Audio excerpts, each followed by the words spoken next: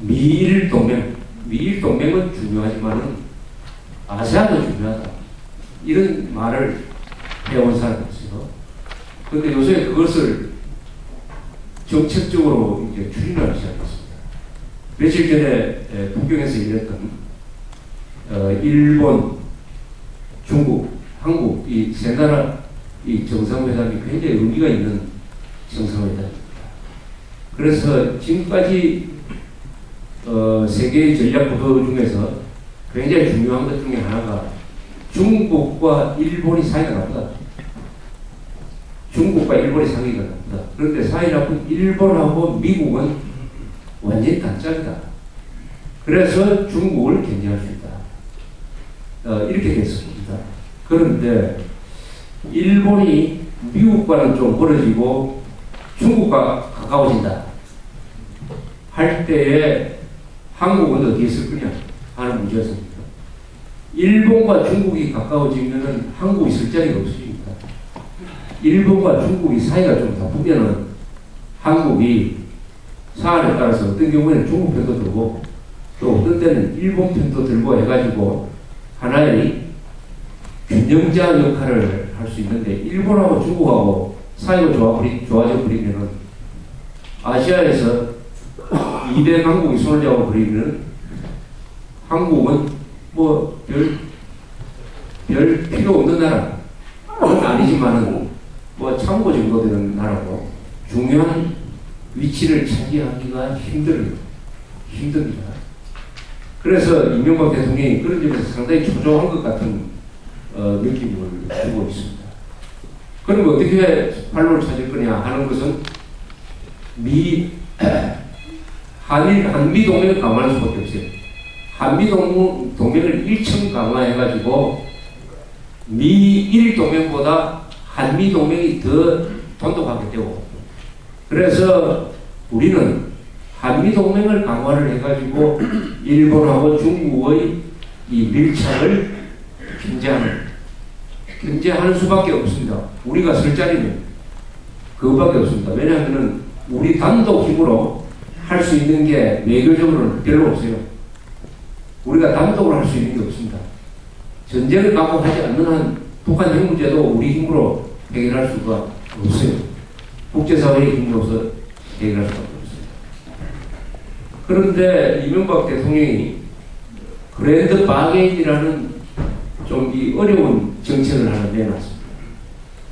그랜드 바게인이 무슨 뜻인지 아십니까?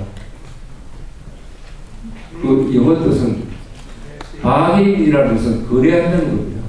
서로 이렇게 흥정한다는 거죠. 흥정. 그랜드 바게인이라 하면은 크게 흥정한다는 겁니다. 크게 흥정. 대타협이란 말보다는 크게 흥정한다. 그러니까 그것을 무슨 한국말이나 한자어로 표현해야 될지는 모르겠는데 그걸 영어로 그랜드 바게인이라고 하는데 왜 그랜드 바게인이라는 영어 이름을 꼭 써야 되는지 저는 이해할 수가 없어요. 그건 그렇고 이게 이명박 대통령한테 함정이 될지 모른다는 생각입니다.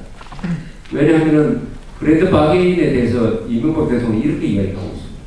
일괄 타격이다. 그러니까 북한은 핵 포기를 결단해야 된다. 그러면 우리는 대폭적으로 북한을 도와주고 북한의 체제 보장을 해주겠다. 이렇게 나오고 있어요. 말은 그럴듯한데 이게 실천 단계에 들어가면 굉장히 문제가 생깁니다. 그러면 북한이 핵 포기한다는 걸 언제 알 수 있느냐?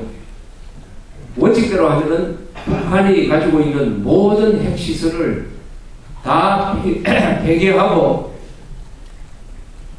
폐기했다는 것을 우리가 눈으로 확인을 해야 돼요.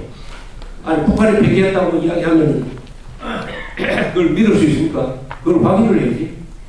확인 가능한 방법으로 북한이 폐기를 확인한 다음에 우리가 북한에 대해서 대규모 경제 지원을 해주겠다. 그리고 평화협정도 맺겠다. 이렇게 하는 게 원칙입니다. 그러면 어떻게 되나? 그러면 북한이 받겠습니까? 북한은 또 어떻게 생각하냐? 아니 우리가 핵 폐기를 먼저 해버리면은 뭐 줄라든 사람들도 마음이 달라지지 않거든요. 그러니까 핵 폐기 전에 또는 핵 폐기 과정 속에서 받을 거 다 받아야 된다. 그래서 지금까지 94년 제네바 핵 합의부터 지금까지 쭉 그런 스탠스를 취해왔어요. 그러면서 북한은 2007년 2월 13일 그리고 2005년 9월 여러 번 핵을 포기하겠다는 선언을 했습니다. 뭘 주면 뭘 포기하겠다. 이렇게 행동 대 행동을 했는데 지금까지 한 번도 지키지 않았어요. 그러면은 브랜드 박예인이 말로서는 좋은데 그걸 행동에 옮길 때 어떻게 되느냐. 행동에 옮길 때 어떻게 되느냐. 그러면 북한이 먼저 폐기하라고 하면은 말을 안 들을 테니까 북한이 폐기한다고 약속했을 때는 그때는 우리가 요만큼 주겠다. 그리고 원자로를 없애면은 요만큼 주겠다. 이렇게 하면은 제일 안전할 것 같지요. 근데 2월 13일 합의해서 바로 그렇게 하기로 했는데 북한이 받기만 하고는 자기 일을 안 해버려요. 뭘 받기로만 했냐. 기름도 많이 받아서 뿐만 아니라 미국이 테러 지원 국가 명단에서 북한 이름을 빼줬어요. 그래도 그것만 딱 받고는 거기에 대해서 상응하는 조치를 안 하고 있습니다. 지금까지 안 하고 있어요. 그럼 북한을 상대로 그래도 방해이 되겠느냐. 문제는 이걸 한번 이야기하고 잊어버리면 괜찮은데 이명박 대통령이 여기에 집착을 하고 있는 것 같습니다. 그러면 북한이 대화를 해야 되죠. 북한이 대화하도록 만들려면 줘야 됩니다. 줘야 됩니다. 이렇게 되면 다시 퍼주기로 넘어가고 퍼주기. 대북 퍼주기가 재연될 가능성이 상당히 많습니다. 그러면 김정일이는 어떻게 생각하느냐. 이명박 대통령 3년 뒤에 그만둘 사람인데 내가 왜 이명박 대통령을 상대하느냐. 받을 거 다 받았고 약속해놓고 또 안 지켜버리면 또 처음부터 다시 시작. 지금 또 세 번째 다시 시작하는 거야. 그러니까 지금 육자회담을 그럴 때 어떻게 되느냐. 야 이번에 약속 안 지키면 우리가 아예 배를 항공모함 갖다 대놓고 북한 지역 해안을 봉쇄해버리겠다. 이 정도로 나오지 않는 한 북한은 절대로 핵 포기 안 합니다. 군사적 압박이 들어가지 않는 한 핵 포기는 안 해요. 그리고 중국이 그 생명줄을 잡고 있는데 기름 공급이라든지 뭐 이런 그것을 끊지 않는 한 절대로 핵 포기를 안 합니다. 그것을 알고 우리가 대북정책을 펴야 되는데 이명박 대통령이 대내적 인기라고 생각을 해가지고 자신의 비핵 개방 3천 즉 핵을 폐기하면 개방시켜줄 것이고 그렇다면 우리가 3,000달러로 만들어 1인당 GDP 3,000달러로 만들어 주겠다 하는 그 말에 자기가 속아가지고 거기에 매달리기 시작을 하면은 앞으로 3년 동안 북한은 끌려가 줄 거 다 주고 마지막 물러날 때는 미끼를 빼앗겨버린 낚시꾼들 미끼만 떼먹히고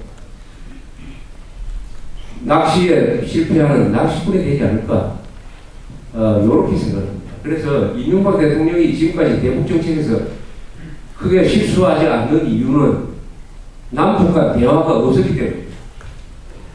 남북 대화가 시작되면 그때부터 남한이 속기 시작해요. 속기 시작. 그리고 이 대화라는 것은 아주 묘한 생리가 있어요.